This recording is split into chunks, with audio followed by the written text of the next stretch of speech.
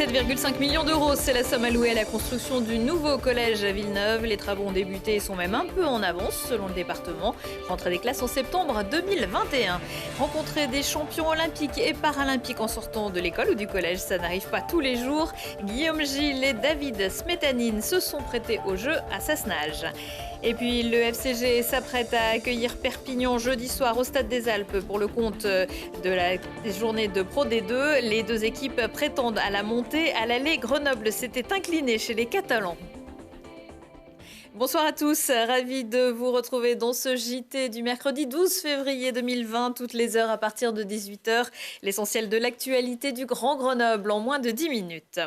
Et si on commençait par jeter un coup d'œil au ciel, le soleil brille, les oiseaux chantent, ce mercredi avait un air de printemps, sauf que nous ne sommes même pas mi-février et que les vacances d'hiver viennent tout juste de débuter. La semaine dernière, il a même plu à 2800 mètres, le changement climatique est bel et bien là. Et les premiers bilans que l'on peut faire, même partiels, font état, je dirais, d'un non-hiver avec des températures sur l'ensemble des Alpes qui sont entre 2,5 degrés et 3 degrés supérieures aux valeurs normales de la saison. Alors c'est dû tout simplement à une situation météorologique, il ne faut pas confondre météo et climat, bien particulière cet hiver. On appelle ça une oscillation atlantique positive en termes techniques, mais en fait ce sont des circulations de type océanique venant essentiellement du sud-ouest qui ont amené de manière récurrente tout cet hiver une très grande douceur. C'est plutôt pour le week-end un vrai printemps quasiment qui s'instaure et peut-être un petit peu plus de fraîcheur dans le courant à partir du milieu de la semaine prochaine qui reste à confirmer. Et on pourrait même dépasser l'hiver de référence en matière de douceur, celui de 2015-2016.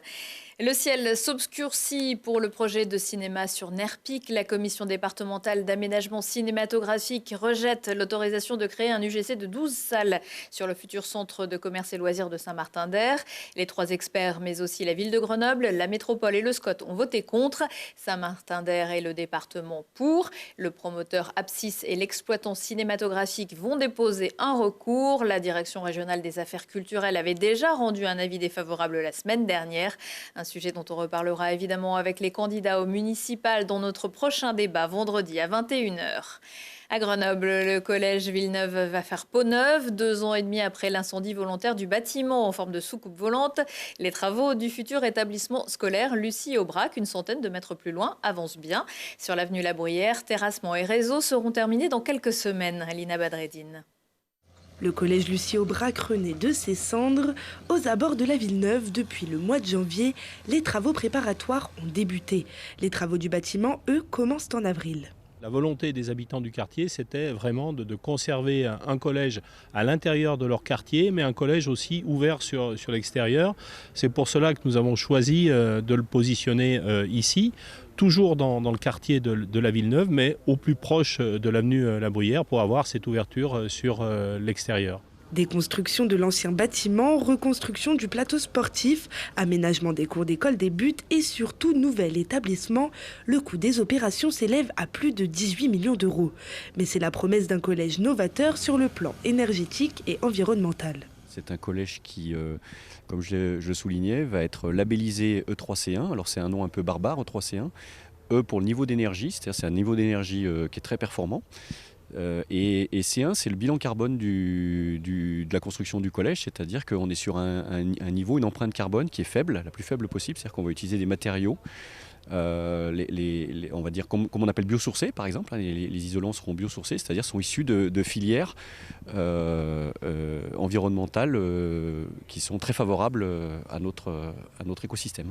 En plus, le nouveau bâtiment fait l'objet de réutilisation. Quelques mètres plus loin, le chantier de déconstruction de l'ancien collège qui avait été incendié en 2017. Le béton, une fois broyé, produit un gravat très résistant. Ce dernier est réutilisé pour réaliser les plateformes, la future cour de récréation, le parking et les fondations du nouveau bâtiment. Et ici, ce qui est favorable à ce chantier, c'est qu'en fait, c'est extrêmement rare d'arriver à conjuguer à la fois la déconstruction et la réutilisation sur le même site de matériaux, donc en limitant le transport. Du coup, c'est près de 600 camions en moins qui ont été sur les routes de l'agglomération pour ce chantier-là uniquement. 350 élèves devraient faire leur première rentrée dans ce nouveau collège en septembre 2021. En lieu et place de l'ancien collège, il est prévu de construire un plateau sportif.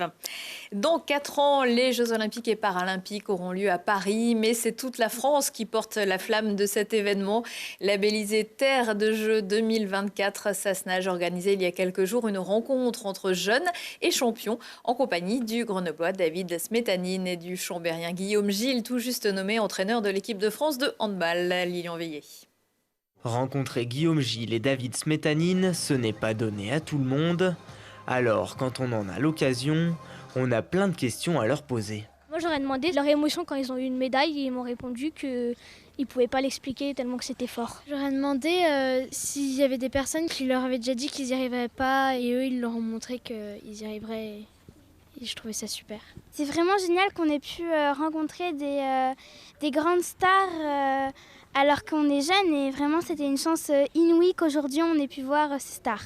À l'occasion de la semaine olympique et paralympique, près de 200 écoliers et collégiens ont pu rencontrer ces 2 grands champions grâce à la nomination de Sassenage comme Terre de Jeux 2024. C'est un esprit, comme disait le bouquin qu'on avait créé il y a quelques années avec l'Académie olympique, c'est pour que souffle l'esprit olympique en Isère. Voilà. On a une terre de jeu depuis longtemps. Il faut qu'on le conserve tout ça, voilà, c'est important. Après la diffusion de quelques films sur leurs performances au JO, les élèves ont pu toucher les médailles olympiques avant que les champions n'enfilent leur tenue pour se transformer en coach sportif. Ça fait bizarre en fait de jouer avec un pro. Enfin, on se dit que c'est pas un prof de sport, c'est vraiment quelqu'un qui a fait des matchs avec les équipes de France. Échauffement, match et même tir au but. Pendant 1 heure, Guillaume Gilles a pu donner quelques techniques à ses élèves d'un jour, tout en expliquant l'importance des chantiers à réaliser en France pour 2024. Le fait d'accueillir le monde de l'olympisme en France, c'est déjà fantastique. Mais l'idée, elle va bien au-delà des Jeux. Elle est de comment on peut rénover la place du sport en France, comment on peut doter le sport et le mouvement sportif français de plus de moyens pour s'attaquer à des chantiers qui sont forts. La mixité, le regard sur le handicap, l'accès à certaines pratiques pour les filles qui est encore par moments un peu compliqué. Un événement qui se voulait rassembleur, fédérateur et qui aura donné des frissons à certains jeunes qui pourront se targuer d'avoir mis un but à un champion olympique. Et de son côté, David Smetanine a donné un cours particulier à une collégienne de l'AS Natation. Duel au sommet jeudi soir au Stade des Alpes. Le FCG, 3e du classement de Pro D2, recevra Perpignan 1er. Les 2 équipes ont notamment pour point commun d'avoir toutes 2 quitté le top 14 en fin de saison dernière et elles aimeraient bien y retourner. Une victoire des Grenoblois leur permettrait de prendre le leadership au moins jusqu'à vendredi.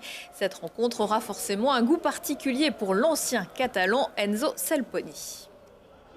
Si on arrive à remporter ce match, forcément j'aurai un sentiment particulier de les avoir battus et ça m'aura fait bien sûr plaisir. Et puis c'est une revanche collective parce que chez eux on a perdu là-bas. Le passé appartient au passé, mais chaque saison se suit mais ne se ressemble pas. Maintenant c'est vrai que mes couleurs sont grenobloises, je joue pour Grenoble et mon cœur sera pour Grenoble bien sûr demain. Même si j'ai toujours des amis sur Perpignan, enfin sur l'équipe de l'USAP. Et même que j'ai un sentiment particulier pour Patrick Arletaz, mais c'est comme ça. Et puis justement, si je joue bien et mon meilleur rugby, je serai encore plus fier d'avoir participé à la montée avec l'USAP et de montrer que maintenant, aujourd'hui, je sors un joueur plus grand. Coup d'envoi de la rencontre au Stade des Alpes à 21h. 12 000 billets ont déjà été vendus.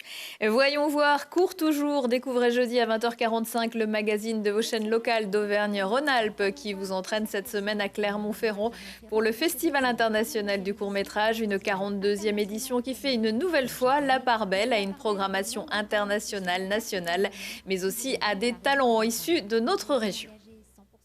Prochain rendez-vous avec l'actu dans 1 heure et en replay sur telegrenable.net. Excellente soirée à tous.